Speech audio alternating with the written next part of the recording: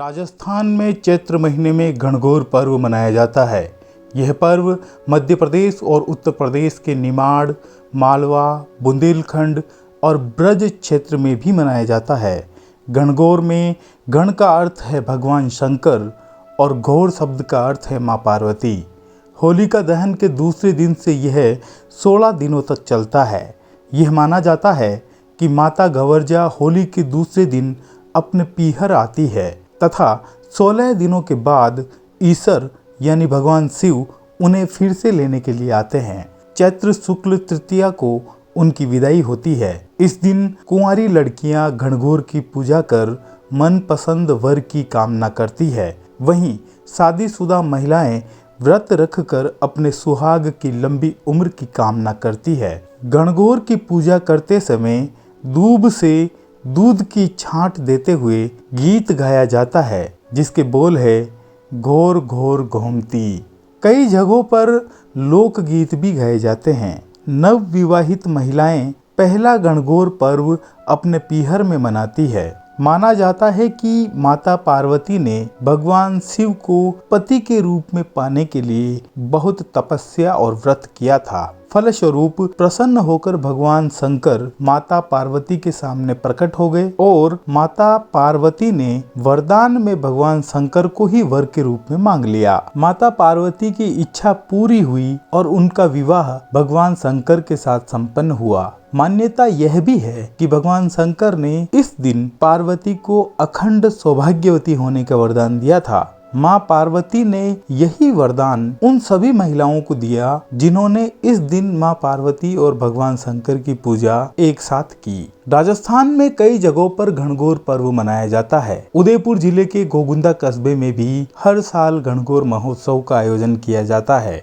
गोगुंदा ग्राम पंचायत और पर्यटन विभाग द्वारा साझे रूप से यहाँ 3 दिन का गणगौर मेला लगाया जाता है। इस मेले का उद्घाटन चैत्र शुक्ल एकम को किया जाता है। क्षेत्र के जनप्रतिनिधियों को उद्घाटन के लिए आमंत्रित किया जाता है और मुख्य अतिथि द्वारा फीता काटकर मेले का उद्घाटन किया जाता है। गोगुंदा ग्राम पंचायत द्वारा गणगौर के मेले के नाम से आयोजन किया जाता है। वहीं पर्यटन विभाग इसे मेवाड़ महोत्सव कहता है। मेवाड़ महोत्सव के नाम से रोजाना रात को सांस्कृतिक आयोजन यहाँ पर किए जाते हैं। गणगौर मेले में खरीदारी के लिए दुकानें लगती है और मनोरंजन के लिए सर्कस, मौत के कुएं और झूले आदि लगते हैं। सांस्कृतिक कार्यक्रम होते हैं और गणगौर की सवारी लगातार 3 दिन तक निकाली जाती है।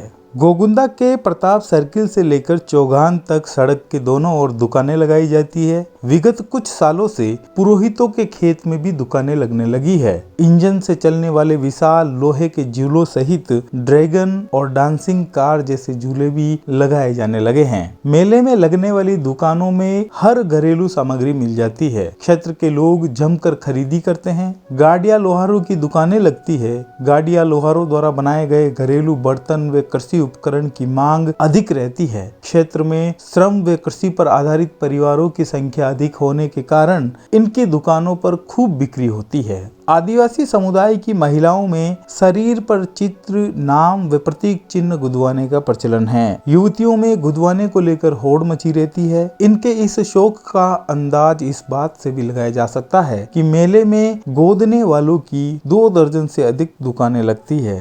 उत्तर प्रदेश व राजस्थान के दौसा जिले के दुकानदार बरसों से मेले में दुकानें लगा रहे हैं। गोगुंदा इस क्षेत्र का सबसे बड़ा गांव है, इसलिए इसे मोटा गांव भी कहते हैं। गणगौर मेले में आने वाले ज्यादातर आदिवासी युवक युवती फोटो स्टूडियो पर फोटो जरूर खिंचवाते हैं। मेले के दौरान यहाँ के फोटो स्टूडियो पर भारी भीड़ रहती है। आदिवासी क्षेत्र के जो लोग हैं इस मेले में बहुत भारी संख्या में आते हैं और ये मेला उनके लिए खास रहता है। पूरे साल से वो इंतजार करते हैं इस मेले का और फोटो खिंचवाते हैं और फ्रेम वगैरह कंप्लीट फिट करवा के और ले जाना इनका बड़ा शौक है। इस मेले को देखने के लिए दूर दराज के लोग आते हैं। पारंपरिक तरीके से लगने वाली दुकानें और झूले हर किसी को आकर्षित करते हैं। यह मेला 24 घंटे चलता है। भारी गर्मी के बावजूद मेले में भारी संख्या में दर्शक उमड़ते हैं। घनघोर की सवारी भगवान चार भुजानाथ के मंदिर से आरंभ होती है,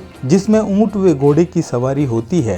बैंड बाजों पर घनघोर के गीतों के साथ महिलाएं घनघोर को सिर पर लिए नाचते हुए कस्बे के विभिन्न मोहल्लों से गुजरती है। सवारी के साथ सैकड़ों महिला पुरुष चौगान में पहुंचते हैं। यहाँ घनघोर का पूजन किया जाता है। माजिसा के नाम से क्षेत्र में विख्यात किन्नर आशा बुआ घनघोर को सिर पर लेकर नृत्य करती है। उनके साथ अन्य किन्नर व गांव की महिलाएं भी नृत्य करती है। अंधेरा होने पर घनघोर सवारी पुनः मंदिर के लिए रवाना हो जाती है। बेंगलोर, मद्रास, पुणे कहीं भी होती हूँ तो मैं प्लेन के जरिए में यहाँ घनघोर को पूजने के लिए हर साल यहाँ आती हूँ। मेरे बुजुर्ग बात करते थे कि ये घनघोर माता है, ये बाहर से दरबार बाबा जी मेरे गोगुंदा के राजा महाराजा लेके पधारे थे। गांव की बहुओं बिंदनियों सब पूजा करते हैं। परंपरा से हमारे 4 पीढ़ी से ये काम चलता आ रहा है और मेरी ये इच्छा है कि मेरे बुजुर्गों की परंपरा है वो खत्म नहीं होना।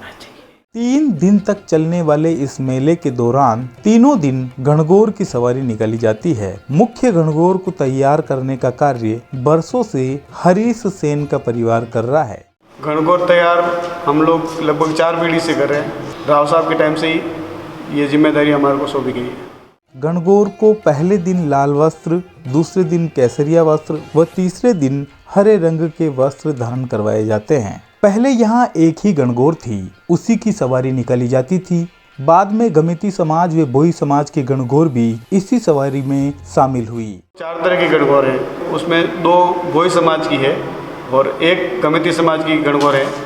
तो गमेती समाज की घनघोर गमेती समाज वाले करते हैं, भोई समाज वाले की घनघोर की तैयारी भोई समाज वाले करते हैं और बाकी अभी जो इसका जुलूस का जो है वो सब ग्राम पंचायत को सौंपा हुआ है। जितने भी जुलूस की तैयारी होती है वो करते हैं। वर्तमान में 4 घनघोर की सवारी निकाली जाती है। ऐसा माना जाता है कि भाई ये घनघोर की एक शादी है, शादी की परंपरा है, जिसमें 2 दिन बंदोली निकाली जाती है और जो तीसरा दिन है आखिरी दिन, उस दिन वो अपने ससुराल जाती है।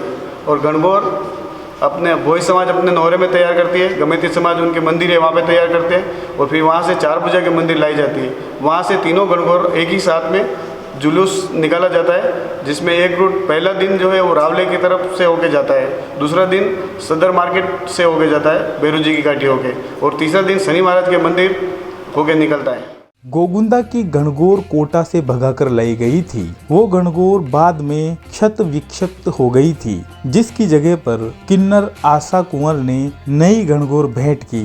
अब यह घनघोर सवारी में निकाली जाती है। वो घनघोर किसी कारण क्षतिग्रस्त हो गई है तो आशा बुआ ने बोला कि भाई ये घनघोर उसकी जगह ये रखो, तो ये घनघोर अभी हम लोग निकाल रहे हैं। मेले के दौरान रोजाना रात को पर्यटन विभाग की ओर से सांस्कृतिक कार्यक्रम आयोजित किए जाते हैं। प्रदेश के विभिन्न हिस्सों से आमंत्रित लोक कलाकार यहाँ सांस्कृतिक प्रस्तुतियाँ देते हैं। गैर नृत्य, लाल आंगी नृत्य, सहरिया स्वांग, तेरह ताली नृत्य, घूमर नृत्य, चरी नृत्य, लंगा गायन, भपंग वादन, भवई नृत्य व गरासिया नृत्य जैसे कई लोक गीत व लोक नृत्य यहाँ प्रस्तुत किए जाते हैं।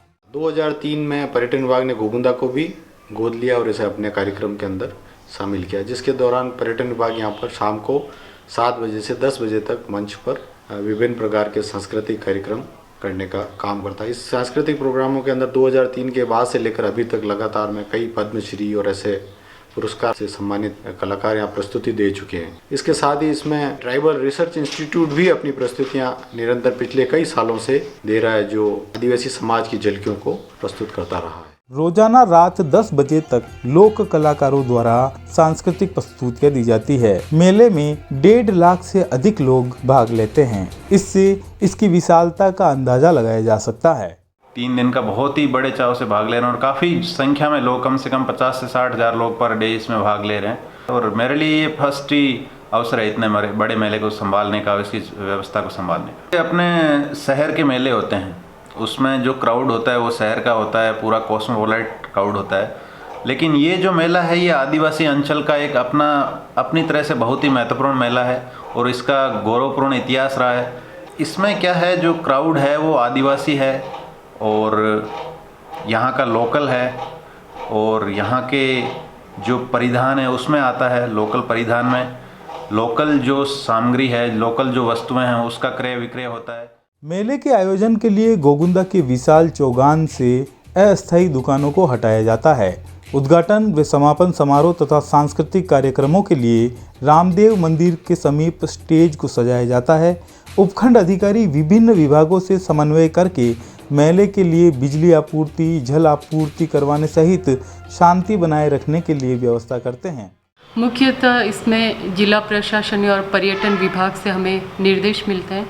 उसी हिसाब से कमेटी में सभी ब्लॉक लेवल अधिकारियों को बुलाकर विभाग वाइज उनकी जिम्मेदारी तय की जाती है। जैसे ग्राम पंचायत स्टॉल लगाती है और साफ़ सफाई का काम करवाती है। पीएचडी विभाग आने वाले मेहमानों के लिए पानी की व्यवस्था करते हैं। बिजली विभाग बिजली की सुचारू व्यवस्था रहे और पुलिस कानून व्यवस्था पूरी इसमें निरीक्षण करती है। तो ये विभाग के अधिकारियों को बुलाकर सारी उनको जिम्मेदारी बताते हैं और पूरा उनको पाबंद किया जाता है कि मेले में कोई गड़बड़ नहीं हो, इसके लिए सभी पाबंद रहे। हम पूरा समन्वय स्थापित कर उपखंड स्तर अधिकारी जी के निर्देशन में यह मेला करवाते हैं। ग्रामीण जो अर्थव्यवस्था है उसको देखते हुए भी ये काफ़ी महत्वपूर्ण है, क्योंकि इसमें छोटे मोटे जो कारोबारी और जो व्यापारी यहाँ आते हैं वो कहीं ना कहीं अपने सामान को यहाँ जो बेच रहे हैं, खरीद रहे हैं, इससे रूरल इकोनॉमी है उसको भी एक बहुत बड़ा इससे एक संबल मिलता है। क्योंकि धीरे धीरे मेले और जो हमारी भारतीय संस्कृति से काफ़ी लंबे समय से जो जुड़े हुए हैं वो कहीं ना कहीं कम होते जा रहे हैं। तो हमारी सांस्कृतिक विरासत को बचाने के लिए भी हम सभी की जिम्मेदारी है कि जब भी इस प्रकार के मेले हो तब हम इसमें भाग लें और इसको सफल बनाएं। मेले को सफल बनाने के लिए ग्राम पंचायत द्वारा विशेष प्रयास किए जाते हैं। प्रबुद्ध लोगों को आमंत्रित करने, दुकान अलॉट करने व बाहर से आने वाले मेहमानों व दर्शकों के लिए माकूल व्यवस्थाएं करने का जिम्मा ग्राम पंचायत उठाती है। ग्राम पंचायत गोगुंदा की ओर से आमंत्रण पत्र छपवाते हम कोशिश करते हैं कि लोग ज़्यादा आए और मेला का आनंद ले। चूल्हे चक्री दुकान वालों को अलॉटमेंट करते अधिक से अधिक दुकानें लगे। मेले के आयोजन से पहले ग्राम पंचायत में कोरम का आयोजन किया जाता है। इस कोरम में भाग लेकर वार्ड पंच गण निर्णय लेते हैं और निर्णय के अनुसार जिम्मेदारियां भी लेते हैं। लाइट कनेक्शन के लिए विद्युत विभाग को लेटर लिखा जाता है। विद्युत विभाग के द्वारा वो लाइट कनेक्शन अस्थायी शुल्क पे दिया जाता है। उसके बाद में सभी दुकानें लगाई जाती हैं और दुकानों का आवंटन भी ग्राम सभा में अनुमोदन होने के बाद में किससे कितनी राशि ली जाएगी वो निर्धारित की जाती है। पंचायत द्वारा मेले में जो भी कलाकार आ रहे हैं, जो भी पुलिसकर्मी व्यवस्था के लिए आते हैं, उनके लिए खाना पानी और रहने की सुविधा की जाती है। वो किसी भी व्यक्ति को किसी भी प्रकार की कोई परेशानी का सामना नहीं करना पड़े, इसलिए उनके लिए अलग से व्यवस्थाएं की जाती हैं। मेले में लगभग 800 से अधिक दुकानें लगती है और इन दुकानों का किराया जो है वो ग्राम पंचायत निर्धारित करती है। उनसे इस किराए की राशि की वसूली की जाती है। छोटी दुकान के हिसाब से 200 रुपये मिनिमम और उसके ऊपर 1000 रुपये तक की दुकानों के भी पैसे लिए। दुकानें तकरीबन इस एरिया में तभी 400 से 500 है। कानून व्यवस्था बनाए रखने के लिए थानाधिकारी के नेतृत्व में चप्पे चप्पे पर पुलिसकर्मी तैनात किए जाते हैं। गोगुंदा कस्बे के प्रवेश के सभी मार्गों पर बैरिकेड लगाकर वाहनों का प्रवेश बंद कर दिया जाता है। सुरक्षा व्यवस्था पर विशेष ध्यान दिया जाता है और भीड़भाड़ वाली जगहों पर पुलिस जाब्ता मुस्तैद रहता है। साथ ही चौगान के पास बनाए गए मचान पर खड़े होकर दूरबीन के द्वारा पूरे मेले पर नजर रखी जाती है। ये एक मेला बहुत विचित्र और अद्भुत है। इसमें ऐसा राजस्थान में सोचता हूँ पूरे भारत में ये मेला नहीं होगा जो 3 दिन तक निरंतर 24 घंटे चलता हो, अन्यथा सारे मेले रात को 10 बजे समाप्त हो जाते हैं। मूल रूप से ये एक मेला नहीं होकर गैरसिया समाज का एक धार्मिक अनुष्ठान या धार्मिक पर्व है। राजा रजवाड़ों के समय में गणगौर शौर्य की प्रतीक मानी जाती थी। गोगुंदा की गणगौर गोगुंदा की नहीं है, इसे कोटा से भगा कर लाया गया था। महाराणा स्वरूप सिंह जी का समय था, वो अपने सभी दरबारियों के साथ महल में बैठे हुए थे। दरी खाने में चर्चा चल रही थी कि राजस्थान में मेवाड़ में सबसे बेहतरीन गणगौर की सवारी कहाँ निकलती है और सबसे बढ़िया गणगौर माता कहाँ की है। तो इस पर बैठे हुए दरबारियों ने बताया कि कोटा की गणगौर है वो सवारी सबसे खूबसूरत है और सबसे भव्य तरीके से माता जी की सवारी निकलती है। तो इस पर महाराणा स्वरूप सिंह जी ने बैठे हुए सामंतों से, सभी बैठे हुए दरबारियों से पूछा कि फिर तो कोटा की गणगौर अपने उदयपुर में कोई ला सके तो लाओ। इस पर उन्होंने पान का बिड़ाया पूरे दरबारियों में घुमाया तो गोगुंदा के उस समय के राजराणा लाल सिंह जी ने वो बीड़ा पान का उठाया और कहा कि ये मैं लेकर आऊँगा।